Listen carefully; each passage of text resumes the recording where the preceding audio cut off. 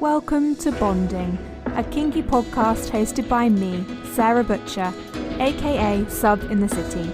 I'm a BDSM coach, kink educator, and proudly collared submissive, with over a decade of experience on the BDSM scene. I'm on a mission to bring BDSM into the 21st century and empower curious kinksters like yourselves to consciously explore what BDSM means to you. In this podcast, you'll hear me talk about all things kink. So whether you're new to the scene or you're a long-standing member of the community, welcome kinksters. I'm looking forward to bonding with you. Hello, beautiful kinksters, and welcome back to the podcast. It has been a hot minute since I've been in your earbuds, but I am very happy to be back. It's been a super busy period here at Sub in the City headquarters, and the team is growing, the offerings are growing, and I'm so excited for what's to come, and I cannot wait to share it with you all. But in the meantime, I wanted to jump on and welcome anyone who's new to the podcast, anyone who is new to Sub in the City, and to give you a little bit of a breakdown of what this lovely world of BDSM is all about. Particularly if you are new to this lifestyle and you're starting to dip your toes in, it can all feel a bit overwhelming, and understandably so. And I've been thinking about this recently, and actually I think one of the biggest barriers to entry is the term itself, BDSM.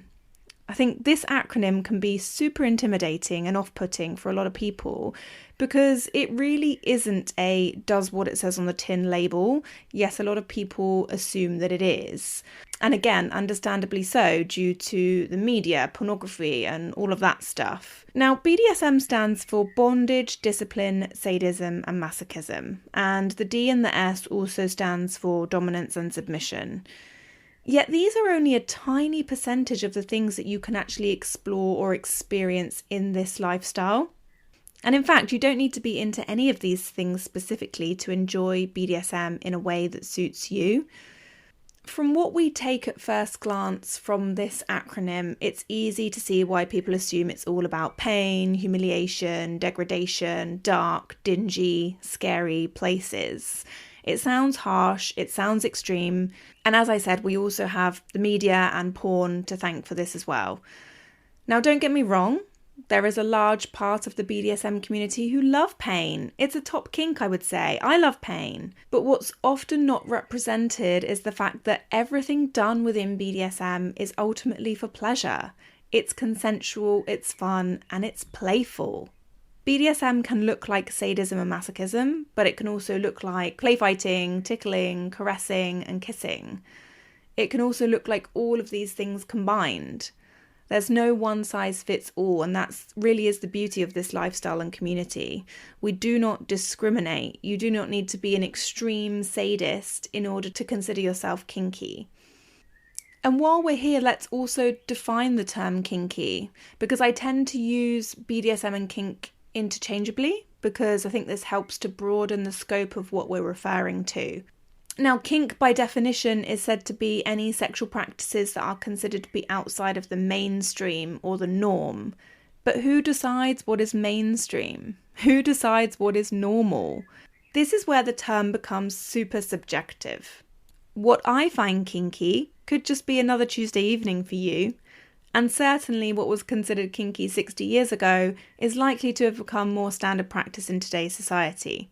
But we still have a long way to go in terms of society's views on BDSM and kink. And certainly that's part of the appeal of it for many people too. The taboo, the fact that it is considered dark and wrong in some ways. But while that could be appealing to a lot of people, on the other hand, this still brings with it a lot of shame and resistance to actually indulging and exploring these desires. A crazy fact that I learned in my training as a therapist, and I was recently reminded of this in a talk that I went to, and it shocked me all over again, is that BDSM was still listed in the DSM, which is like the holy Bible of mental health disorders and conditions. It was still listed until 2017 or 18, I think it was, which is only like 6 or 7 years ago. Up until that point, anyone who engaged in BDSM activities would have been considered to have a serious mental health condition. So there's obviously still huge amounts of stigma attached to it for sure. And this view that everyone who is interested in this world are sadists. Sadists by the societal definition of the word. We're talking psychopaths who actually want to inflict harm upon others for malicious reasons. But this isn't how we define sadists in the world of BDSM. This is a community based on trust, communication, mutual respect, and consent, ultimately. And that means that true sadists actually couldn't be further from the societal understanding of a sadist. Sadists can be sensual, they can be romantic, they can be strict, they can be mean, but it's all done as a consensual part of play.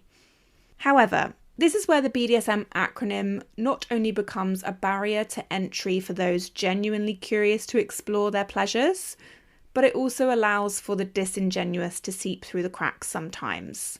We might refer to these people as fake doms or subs or fake kinksters in general. People disguise their ill intentions as kink in order to get away with abuse. Unfortunately, it happens. I actually did a documentary with Laura Whitmore on this topic. It's called Laura Whitmore Investigates. You can find the link on my website or find it on ITVX. But again, this really is a small portion of people, and trust me, the BDSM community are incredibly good at sniffing these people out and eradicating them. Nonetheless, this does make entering this world for the first time intimidating, either feeling that you don't have enough experience or that you might get hurt by someone who doesn't. So this is why I do what I do. To educate, to break down these barriers to entry for the genuinely curious, and to equip you with the knowledge to explore safely in a way that feels authentic to you. You do not need to be into bondage, discipline, sadism, and masochism to qualify for a seat at the kinky table. This is about defining what feels kinky to you. What parts of your shadows are you curious about exploring? BDSM and kink allows for you to bring those shadows to the surface and explore them in a way that eroticizes your deepest fears, insecurities, and social stereotypes. It's all about subverting the norms and getting pleasure from the things that we have been brought up being told are wrong and bad. But again, in a consensual environment. Whether it's challenging your views around gender roles through power play and authority transfer, or disarming insecurities and limiting beliefs through exploration of erotic humiliation and degradation, or pushing your mind to the edges of what pleasure and pain feel like for you, BDSM and kink is all about creating a safe space for your shadows to be held, embodied, and accepted. So some of you right now are probably thinking, hell yes, sign me up. And others might be thinking, oh God, this actually sounds scarier than the original stereotypes. Can we just go back to the baseline definition of BDSM? And I do feel you on that, because BDSM is no longer just a mindless spank, choke, or hair pull. You realise when you enter this world that it is actually bloody hard work, and it will force you to look at parts of yourself and get super clear in what you want, and then challenge you to communicate that so clearly that you get exactly that. You get exactly what you want. And that part can feel scarier than absolutely anything else. Because I think something we are really not very good at as a society is owning what we want and communicating that. Particularly when it comes to sex, because we've been conditioned to feel that sexual wants and needs are wrong or dirty in some way. So if the thought of actually telling someone you'd quite like to be tied up and spanked and called a good girl feels like you'd rather eat razor blades, or maybe that is your kink as well, so maybe not that, but something else that you would really, really not like to do, but you would rather do that than tell someone what you like in the bedroom, then first we need to address the resistance around opening up this conversation. So I've got a few journal prompts that I invite you to have a think about. Take your time with this. Maybe you want to write them down, or maybe you just want to think about them now. Maybe you're listening to this in the car on your own. It's a safe space for you to start to think about some of these things. So the first question is, what were you taught about sex growing up? And how is it different now? And what have you learnt so far? Is it in line with what you've been taught when you were growing up?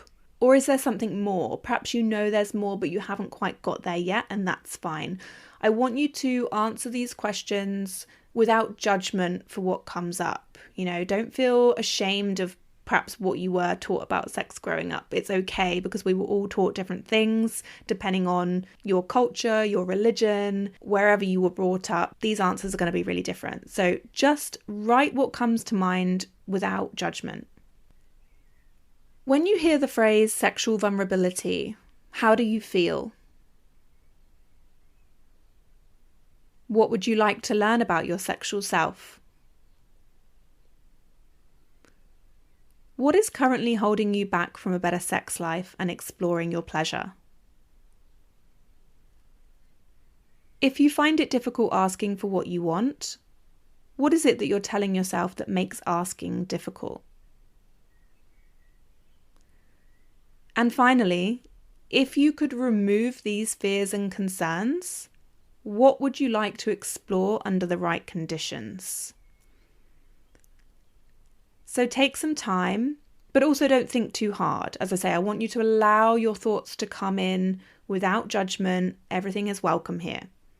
And let me know how you get on. And if you have any questions, my DMs and my inbox are always open. And if you'd like to stay accountable for taking these first steps into the world of kink, then screenshot this episode, tag Sub in the City, and share it on your story with your biggest takeaway from this episode. If you'd like to dive deeper into this topic, then you can join me for my live BDSM 101 training on Thursday, the 30th of May at 7:30 p.m. BST.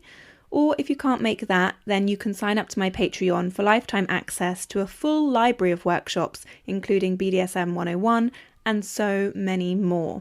It's been really good to get back in your earbuds. This was a nice, quick and dirty one for you, and I look forward to seeing you in the next episode.